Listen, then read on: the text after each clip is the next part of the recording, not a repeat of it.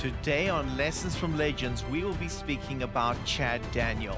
Chad is most definitely the craziest youth minister out there. He is the host of the popular TV show YouthBytes, which airs weekly on Saturday mornings on the Daystar Television Network.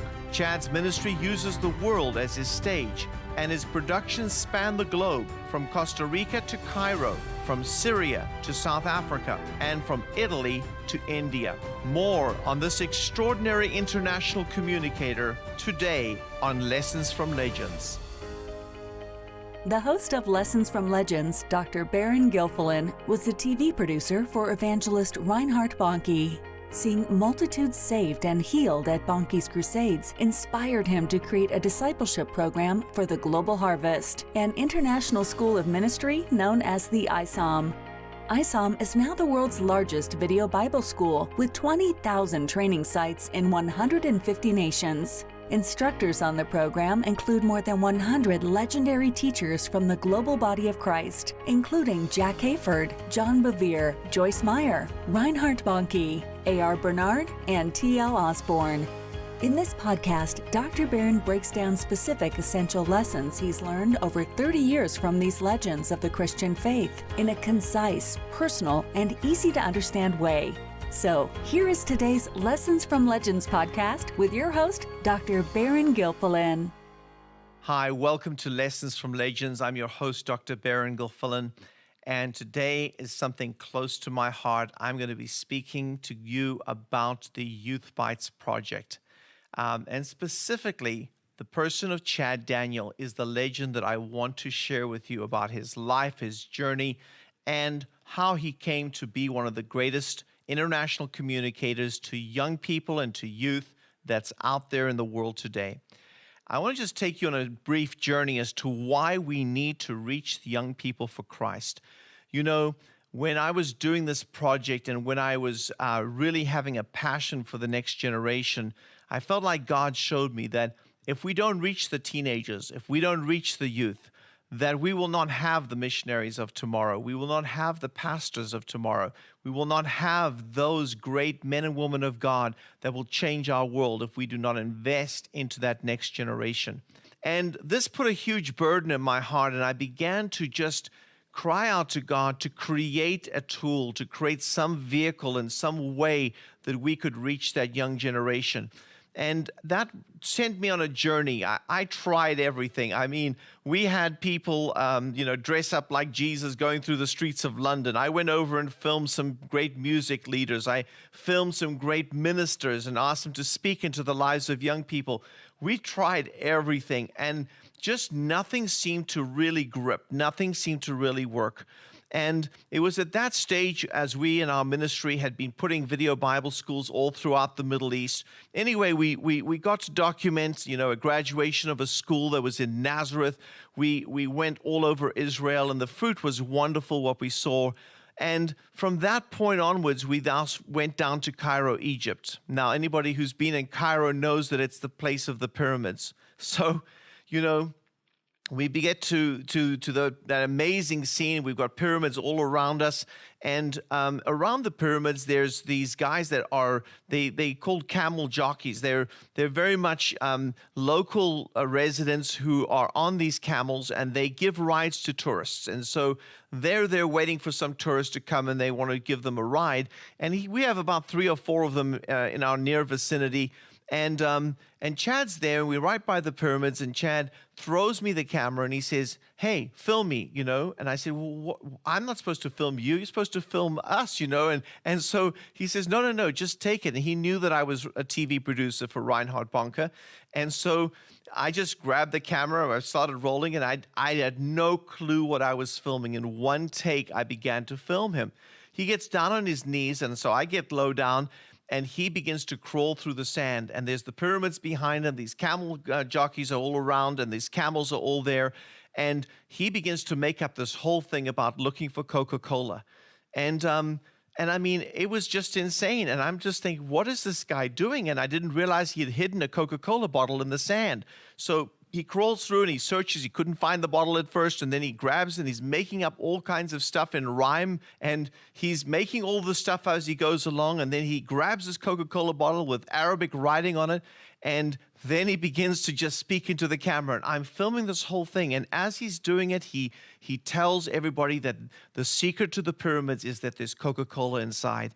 And then he begins to turn to one of the camel jockeys. This guy's about 50 to 80 feet away, and he says, what's that over there? And the guy says, it's a pyramid. And he says, well, what's inside the pyramid? The guy says, Coca-Cola. And then the guy behind him grabs the Coca-Cola bottle out of his hand, holds it up to the sun. Out of that, as I filmed this, and I did it in one take, I did not have a second chance at it. There was no rehearsal of your lines or anything. I just followed this scene along, and I began to think, I thought, wow, God, what a gift. The guy could make up this type of crazy thing in just a few minutes, and he could just come up spontaneously with these ideas. And as we were traveling from Cairo, Egypt, over to Sudan, I sat next to Chad, and I said, Chad, have you ever done anything for teenagers? Have you ever done anything for youth? And Chad said, the passions of my life, he said, are media, missions, and teenagers. And I said, Chad, why don't we work together and create something for teenagers? At that point, I had no clue what we were going to do. But all I knew is that I had discovered a gift, and I had discovered somebody who had a very unique gift. And so I realized that in order to reach teenagers, we had to do something that was different, something that was edgy, something that was more like a YouTube video, something that was going to be a little crazy, and something that had to be humorous, something had to be fun. At the same time, we did not want to compromise our message. And as I was out praying, I felt God give me one word, and the name was YouthBytes. And the idea was that it was youth, B-Y-T-E-S. It was something, not to do something that was, it was going to be very short. It was going to be a bite. Instead of giving the message to teenagers in a long, paragraph, it would just be a bite, like a computer bite, something very short, small, sharp, something that could be easy to remember and easy to digest. At that point, none of us had any idea what it was going to look like, how it was going to be. We didn't have a script. We didn't have even a concept of where we were going to shoot anything. We just stepped out on the waters of faith, and we began to, try and seek God. What are we going to do with this? What is this idea? How are we going to get it off the ground? But Chad had an idea. He had been teaching a message that he had from college, and that message was about how things grow and how things start off small, and then they can grow into something which is uncontrollable. And so we found out that locally somebody was selling a Burmese python. And at that point, our church had obtained a property and a building had been ceded to the church, and it was a mansion. And this mansion, the church wanted to actually use it for weddings or for some sort of rehabilitation ministry. And they had this magnificent mansion, but they didn't quite know what to do with it at that point. And so we asked if we could film in that mansion.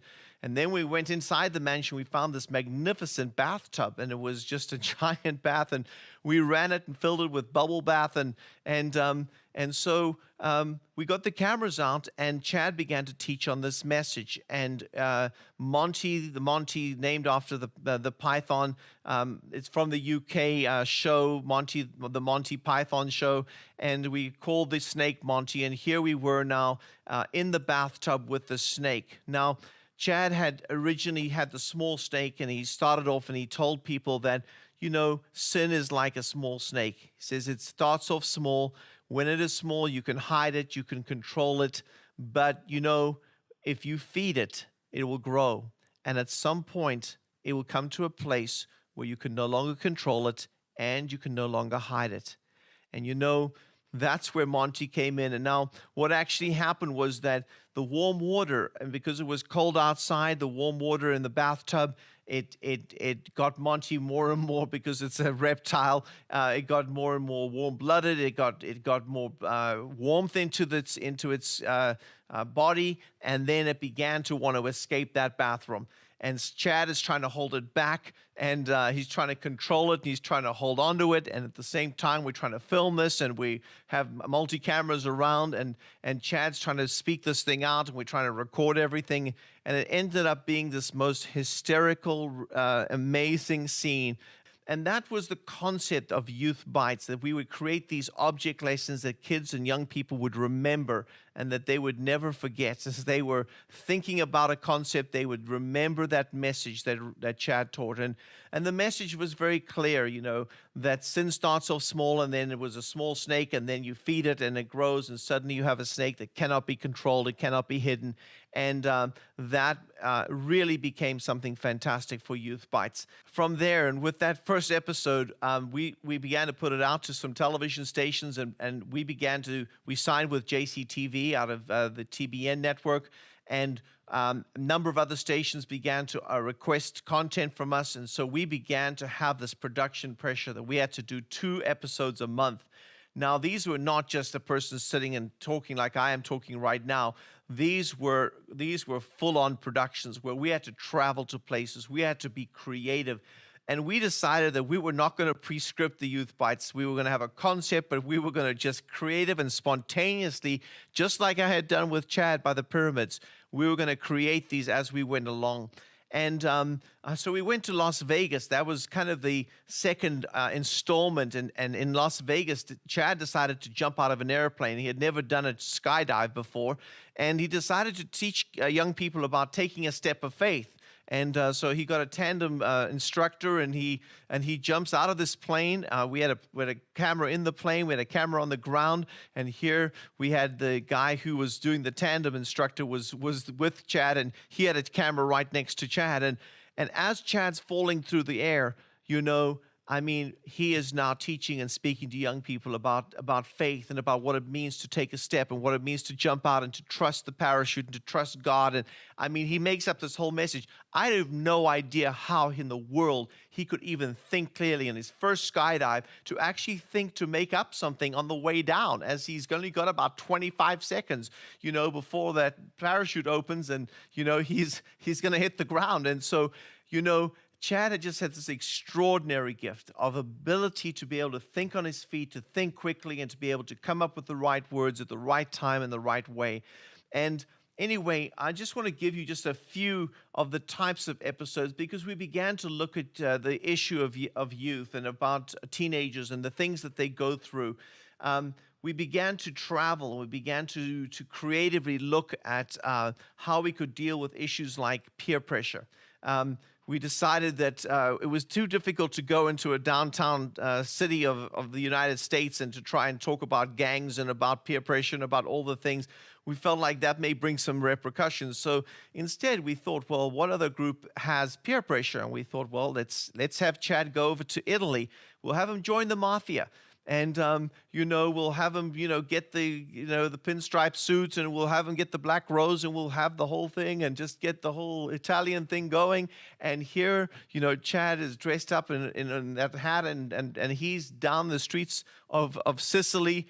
And then, of course, after he's joined them and they promised him the world, then, of course, they decide something that, they turn on him and they basically betray him, and they send out a hit on him, and he's in the shower, taking a shower, and these guys come in to kill him and shoot him, and he escapes down the hallway, and he's running down there, and he's speaking to the camera, just saying, I thought they were going to promise me everything and give me everything, but, here, this is what peer pressure does. And then we just talk to them about the influence mongers and the people who try and promise you, but they don't deliver. They're not true friends. These people are there only while you do what they say. And if you ever change from doing what they say, then you're not going to be accepted by them.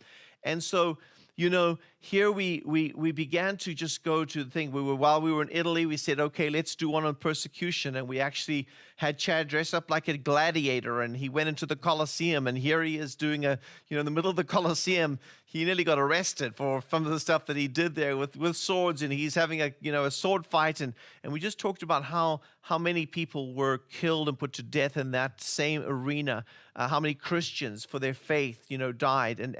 And so we always were able to have humor, at the same time communicate a message. And this was so important to us to have those elements that were involved.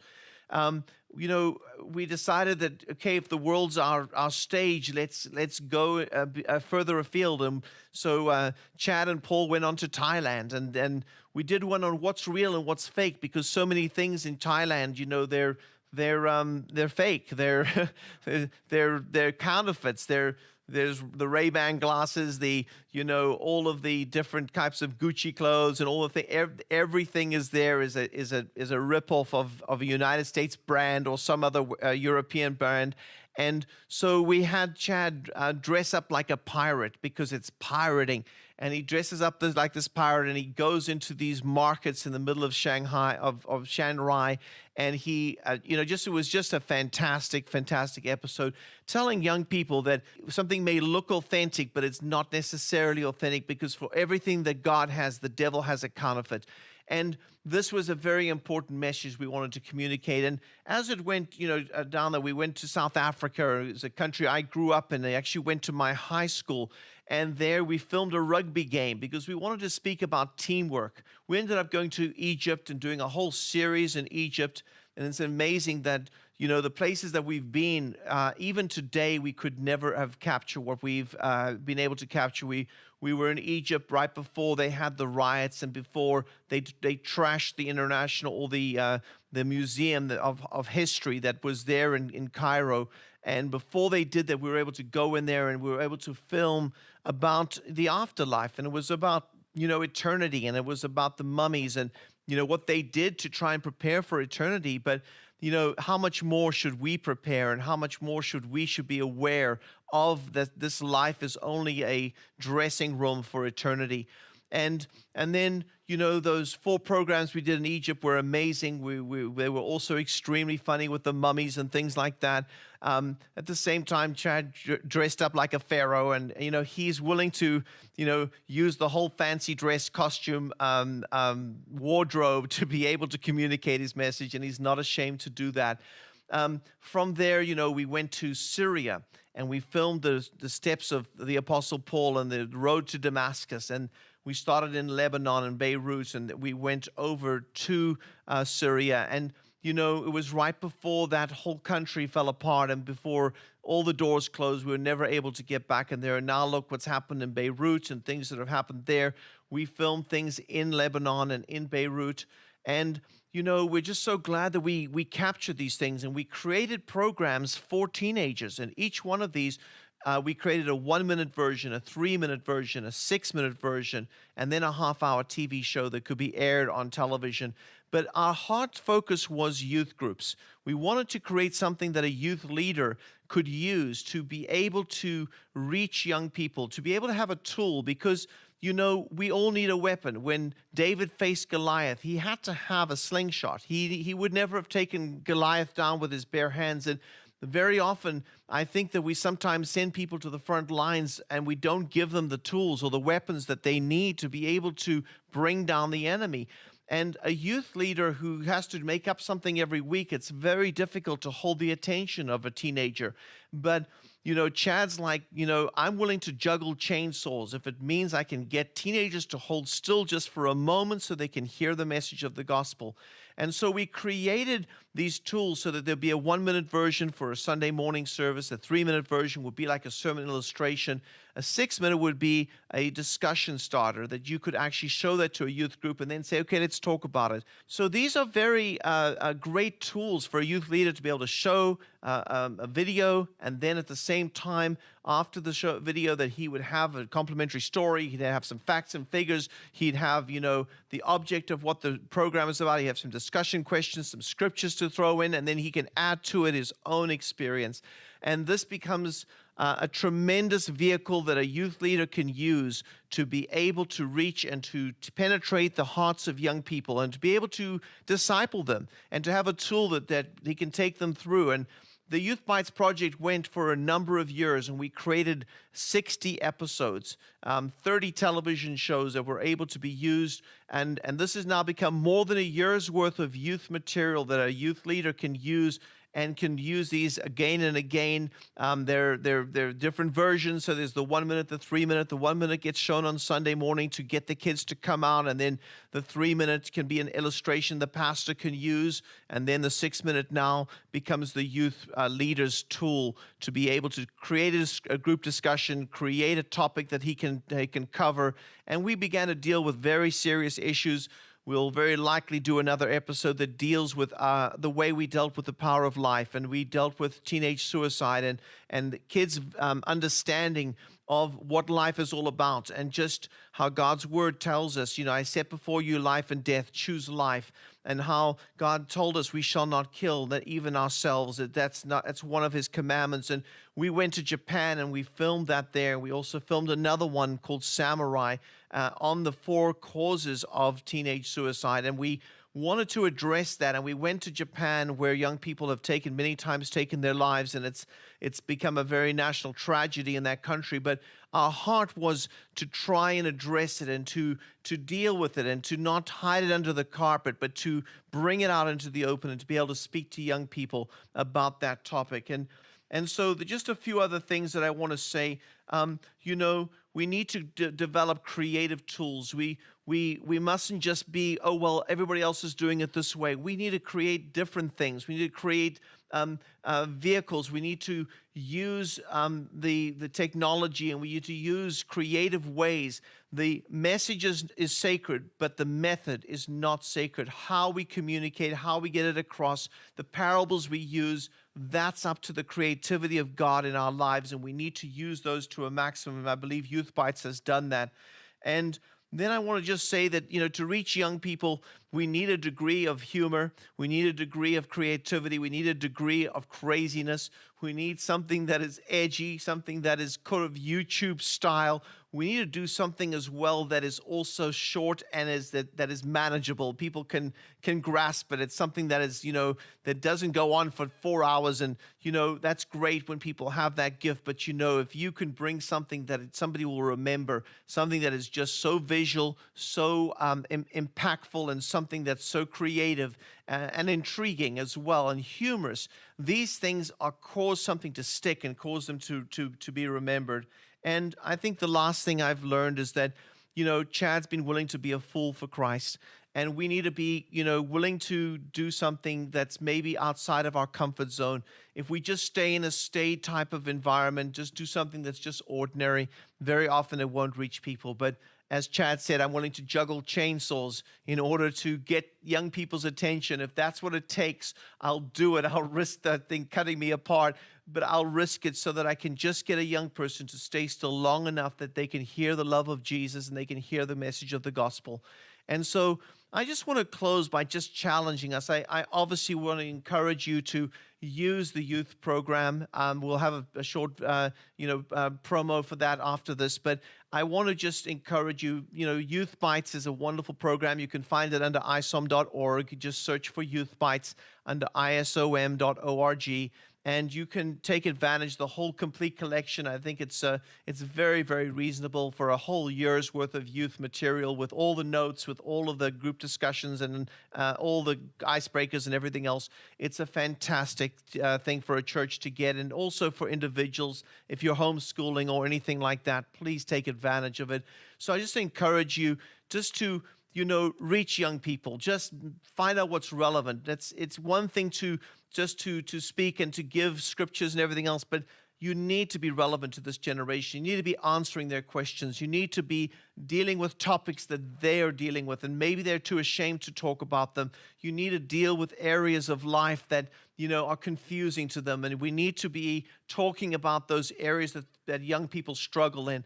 And we don't want them just to hide, because the enemy will get in if you just let these things go under the surface. You need to bring them up. You need to speak about them. You need to share about them, and then bring practical solutions for them. And so with that, I just want to close in prayer. And Lord, I just thank you for this next generation. I thank you for the adults and the people that maybe will hear this, watch it, Father, see it.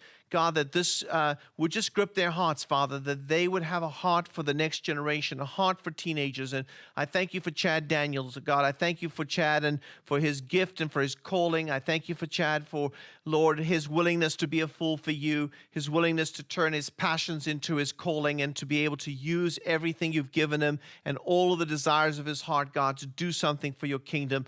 Lord, I just pray, God, that you would bless Chad Daniel and that you would use him greatly, mightily, and God, make him an inspiration to others, that many others would take inspiration from him and do great things for your kingdom. Lord, we pray for this next generation that we would be able to reach them with your gospel and we would be able to raise them up and disciple them in the things of God. We ask your blessing upon them and every person that's in the life of a young person. God, I pray give them inspiration and give them passion and a heart's desire to reach those young people and to disciple them for your kingdom. I bless your people and I thank you for this opportunity to share about the legend of Chad Daniel. And God, I pray that the best is yet to come and that the end of this, God, will be truly miraculous and truly wonderful for your kingdom. In Jesus' name I pray. Amen. Until next time, God bless you. Ready for more information on YouthBytes? Go to youthbytes.org. We are proud to present for the first time YouthBytes, the complete collection. This collection contains more than a year's worth of powerful discipleship content for teens. The YouthBytes Complete Collection contains 60 episodes, 30 DVDs, accompanying teaching notes and study guides, as well as a flash drive containing all episodes and notes in digital format, ready to be used in a youth group, in a home, or to be viewed on any smart device.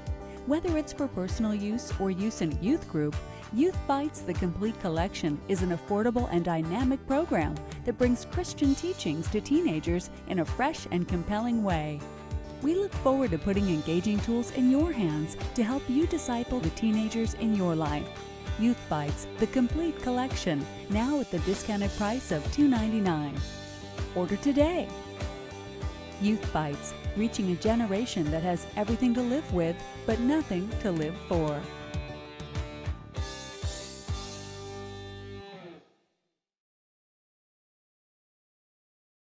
Please subscribe to Lessons from Legends on the Charisma Podcast Network, cpnshows.com, and Apple Podcasts, and give us a 5-star review. A visual version of Lessons from Legends and many of the referenced videos and documentaries can be found on YouTube at youtube.com/ministry degree or by simply searching Ministry Degree on the YouTube site. Also, check us out and follow the audio versions on Google Podcasts and Google Play, Spotify, and YouTube. If you've enjoyed this podcast and you have a hunger to learn more from these legends of the Christian faith, please check out the iSOM at isomonline.org. You can get an associate, bachelor's, or master's degree, each in as little as a year. Get trained for ministry, get an award that's globally recognized, and learn from some of the best teachers in the world. Check out isomonline.org today.